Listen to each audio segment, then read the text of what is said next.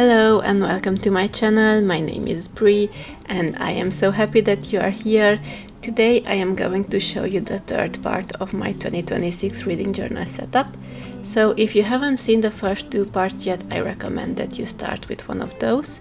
But to give you a quick recap, if this is the first video of mine that you see, I ended up separating my 2026 reading journal setup into three parts. The first video focused on my goal spreads, the second was for the book trackers, and this third one will be for my challenges, and then the fourth and final one will be for my statistics. Now I had to separate my setup into four smaller videos because I did go a little or maybe a lot overboard and I set up a lot of spread. So it just made sense to separate the video into four smaller parts based on their theme. Like I mentioned, this video will be dedicated to my challenge spreads for next year. And I decided to start with what I call the genre challenge. The purpose of this challenge is to motivate me to try and read from multiple genres. I, like probably many other people out there, prefer certain genres over others, and so I tend to stick to genres that I like the most, which is probably fantasy, horror and sci-fi. But I would also like to try and read outside of those genres to sort of broaden my horizons a little bit. So for this spread I wrote down a number of genres and subgenres, and I will try to aim to read as many of them as possible.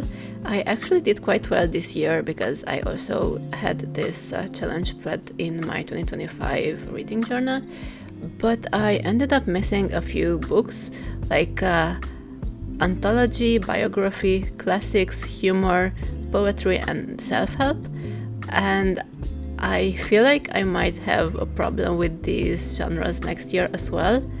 More specifically, humor and maybe even biography or poetry. They are not really something that I am typically interested in, so like I wouldn't even know to list out any books out of the top of my head. So if you have any recommendations for these particular genres, I would be very happy to take them.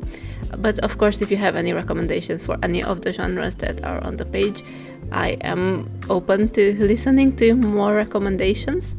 Then whenever I will read the first book that fits one of these genres, I will glue in the cover under the corresponding genre, so that way I can see easily which genres I have managed to read from and what book it was exactly. I will admit though that this year in 2025 I didn't really make a huge effort to read from every genre that is on the page, but I think for next year I will try to actually look up books that fit these genres and then read as many of them as possible. Of course, only if I can find something that I think I would actually be interested in, because I feel like there's no point to sort of force myself to read a book from a genre that I know I won't like. I mean, that I know I won't like the book in particular, but I at least want to make an effort to look up the books and see if I can find anything. But that's about it for the genre challenge, and next we can move on to the alphabet challenge or the A to Z challenge. And as you can probably guess, the purpose of this challenge is to try and read a book for each letter of the alphabet. This is again a challenge that I also attempted in 2025, and I have to say I did better with it than I did with the genre challenge. I only ended up missing 4 letters, which are J, Q, X and Z. Though I feel like for J and Q I would have probably been able to find the book more easily, but honestly for X and Z I don't really know which books I could have chosen from, or like if there's any sort of options really out there. So again, if you have any recommendations for these letters, X and Z in particular, please leave them in the comments. I would probably need some help finding books with these letters. Of course, it's not the end of the world if I don't manage to read a book for every letter. The point of the challenge is not to again force myself to read any books that I don't think I would like just for the sake of the challenge, but rather to like give me a gentle encouragement to try and read a larger variety of books. And of course also just because I enjoy the aspect of setting up these challenge spreads and filling them out throughout the year, and then like getting to come back to them at the end of the year and see how much progress I have made with them, but they won't be my main focus of the year. Overall, I am very happy with how these challenge spreads turned out. I tried to keep a consistent theme with the first 3 of them. You will soon understand why the 4th one turned out to be completely different. But yeah, for the first 3 I tried to make the pages look somewhat similar. I did end up using different stationery for all of them, but for example I kept a similar title, like I used a similar alphabet sticker from Blossom Bujo for all of them. But I will be putting a list with all the stationery that I used in the description. I have promised a while ago that I will start doing this because many people were asking about the stationery and the products that I was using in my very first video that I shared. So yeah, I will have them listed down below. But of course, don't hesitate to ask if you have any questions regarding any of my supplies or anything else regarding how I do my journal setups and that kind of things. I will be more than happy to answer all the questions that you might have. Now, I am very close to wrapping up this page. I'm just going to add the last sticker basically, and then we can move on to my 3rd challenge, which will be the Buzzword challenge. So this challenge was invented by Kayla from Books and Lala, and there are 2 versions of it. There is the traditional Buzzword readathon, which focuses on book titles, and each month has a designated word or a theme, and then you have to read a book that fits that theme. And the second version of it is the Buzzword cover challenge, which is the one that I will be doing. And this one is a spin-off of the Buzzword reading challenge. But for this challenge, each month we will get a prompt regarding the cover of the book. So for example, for 2025, some of the prompts included covers featuring a pattern, a skyline, books, animals. So hopefully you get the gist of it. I thought this sounded like quite a fun challenge, and again, it would probably motivate me to read books that maybe I wouldn't normally pick up. So I am very much looking forward to completing this challenge and seeing how well I can do. The prompts for 2026 have not been announced yet at the moment of me recording this, at least, which is the 9th of December. So it's very possible that by the time this video goes live, we will already know them. But of course, when I was setting up this spread and filming it, I still didn't know what they would be, so that's why the prompts are not written down on the page. Like I said, at the moment of me recording the voiceover, I still don't know what the prompts will be, so I am very excited to find that out and to complete this challenge. Maybe it's just the fact that it's the only new challenge from next year that I have not done before, but I feel like I am most excited about this one out of all the challenges that I've set up for next year.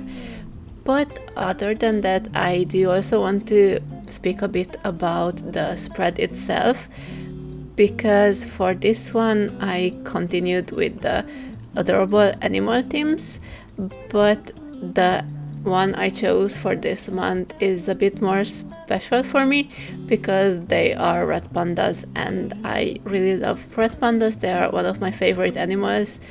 I actually got these stickers quite a while ago, like I think 1 or 2 years ago already.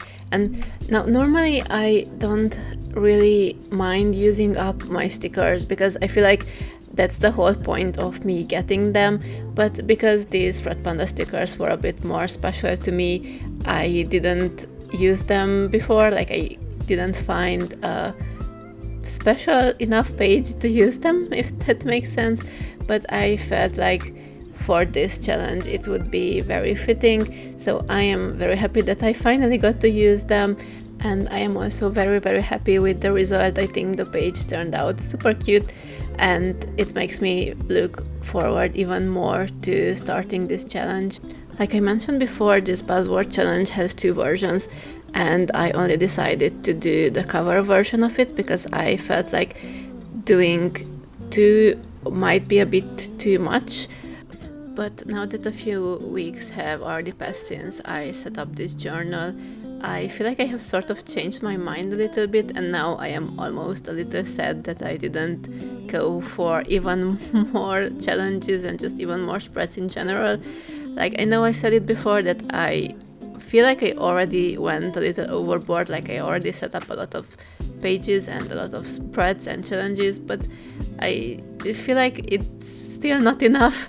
But maybe I just have a problem, I don't know. But in any case, I feel like maybe for next year I might do even more, but I guess we'll see. There's still a lot of time until then, and I will probably see how I do this year with all the challenges and all the spreads that I have set up for 2026. Anyway, I am very close to finishing up this spread as well, just a few details to add, and then soon we can move on to the 4th and final challenge of this journal, which, well, I would call it the rainbow challenge, though you will see that that's maybe not like the most correct term for it, because in the end I didn't go for the like typical rainbow colors, I guess. Like I wanted to use specific stickers for this page, so they would all match in style, and they only came in a few colors, so my like choices were kind of limited, which is why I didn't go for the usual colors that you would find in a rainbow. But I feel like I will still be calling this a rainbow challenge because I don't know what else to call it. But anyway, I am very excited to share this spread with you and to show you the process of it, because this was very much sort of like a trust the process spread. I had a vision in my head, and I am very, very happy to say that it turned out even better than what I imagined. Like, I'm not going to lie, I was very nervous before I started setting up this spread, because I wanted to have it look a certain way. Like, I wanted these flowers to form sort of like a wave on the page. You will see in a moment what I mean by that. And I was kind of worried that it won't look the way that I want it to look. But yeah, I think it turned out very nice in the end, and I am very, very happy with it. I used these rectangular pieces of paper just to sort of have a way to see where the covers of the books will go, and where I would need to leave a bit of space with the stickers, like which part of the stickers would be covered and which would be visible. So as you can see, in the end I went with sort of like red, orange, yellow, pink, purple, blue, green and brown, which again, like I said, they are not the rainbow colors, but I still think it worked out very well this way. And I think the like transition from color to the next was done quite well. Like, I really like how it ended up looking. And in the end I just cut out some pieces of paper which I could glue on top of the flowers, so when I will read a book that matches this color, I will just glue the cover on top of the white paper. So it perhaps wasn't necessary to do it this way, but I wanted to see clearly where the cover would go, so when I get to the point of actually like gluing it in, it would be a bit easier for me to do. And I was also thinking that I would make the covers that I will glue in a little bit smaller than the white pieces of paper, so that way I could leave a bit of like a white frame around the cover, so it would like stick out from the page more and it wouldn't end up like melting in with the stickers. But yeah, I do hope that it will turn out as nice as I imagine that it will. But if you want to see updates of my reading journal and see how all these spreads that I'm setting up now will end up looking once I start filling them out, I would recommend to follow me on Instagram or TikTok. I will post update videos probably every month. Like every month when I finish reading all the books, I will just do a little update of the reading journal, and yeah, I will post about it on Instagram and TikTok. So if you are curious to see how the journal will look like throughout the year, then you can check it out there. And if you would like even more journaling inspiration, I have made a lot of posts about my reading journal from 2025, and you can also find those on my Instagram. But that's about it for this video. I am almost done setting up the last challenge spread. So for the previous videos, I know I said that I won't do a flip through because I will do a separate video to show you all the spreads from this journal, but I have decided to include a flip through of all the spreads that I set up in this video, just because I think it's a nicer end for the video. And then I will post a separate flip through video, hopefully sometimes in January. But before that, the last part of my reading journal setup should come out next week, probably also on Friday. So yeah, do look forward to that. And again, thank you so much for being here. If you like the video and want to see more, please subscribe, leave a comment, and yeah, I will see you in the next video. Bye bye!